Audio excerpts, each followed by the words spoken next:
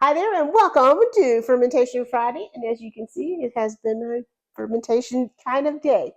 Today, I want to do salsa. I love salsa. It's what I do on the boat because, you know, especially when you're traveling, you don't have easy access to grocery stores and that kind of thing. It is the perfect thing to have in the refrigerator because once it's fermented, I can have salsa in my refrigerator for any time that I might need it for up to 6 months. So I have here these 4 beautiful tomatoes that the neighbor grew, and I'm going to give them a chop and place them in my bowl here. And you want to chop this kind of how you would want like for pico de gallo. These are some gorgeous, very meaty tomatoes. I love that. Next, I'm going to do jalapeno, and you can obviously do as much or as little or even trade out to a red pepper if you don't want the heat. And I'm going to dice this very fine. Next, I have an onion, but I'm only going to do half of the onion. And I kind of want to keep this the same shape as the tomatoes size-wise. And then I have a bunch of cilantro that I'm going to dice. I see a lot of comments on different salsa ferments, and people will do oregano or cumin, and feel free to do that.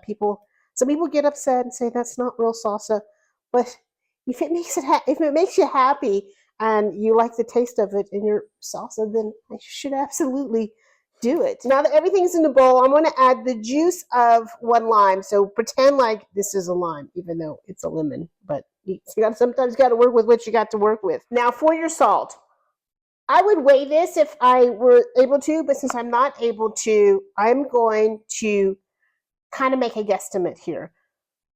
In the recipe, this is written for like 6 tomatoes. And in that, I will say to do 1 to 1.5 tablespoons of your fine sea salt. And because this is less than that, I'm going to take off the lid before I try to pull it up.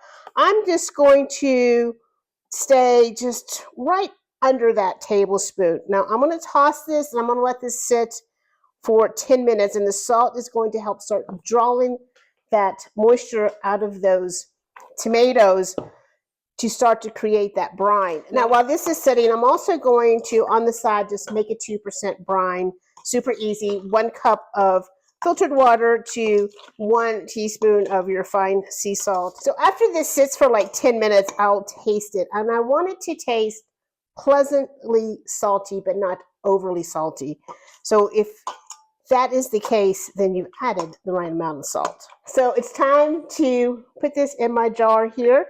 And I found this jar. It came with this kind of a gaskety kind of lid, which I'm going to use, but I also think I'll probably burp this every day. So your pickle pipe, your airlock, your piece of cloth with the rubber band, however you want to cap it. Now, when it comes to how long you're going to ferment your salsa, tomatoes get very active in a ferment. So really for your salsa, you're talking 2 to 4 days. After about 2 days, you're going to have that pico de gallo kind of feel to it.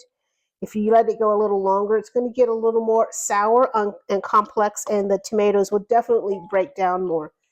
So I think you're just going to have to be the judge of kind of the taste and texture that you want from your salsa. Now, I definitely think salsa is one of those situations where the cabbage is great because there's so many little tiny things in here that can come up and get on top of the brine. And salsa is not one of those things I think you really have to worry about developing mold or anything like that, just because the ferment itself is so fast. But I still want to push everything under that brine, and I want to help keep it there. So I'm going to use my cabbage leaf. And this really made a lot of brine. Like I haven't really feel the need to add any, but I will, and I'll tell you why, because I do not have my weight, but I have my little jar here. So I'm going to pop my little jar in there, and I'm going to make sure that is filled up with my brine for the weight.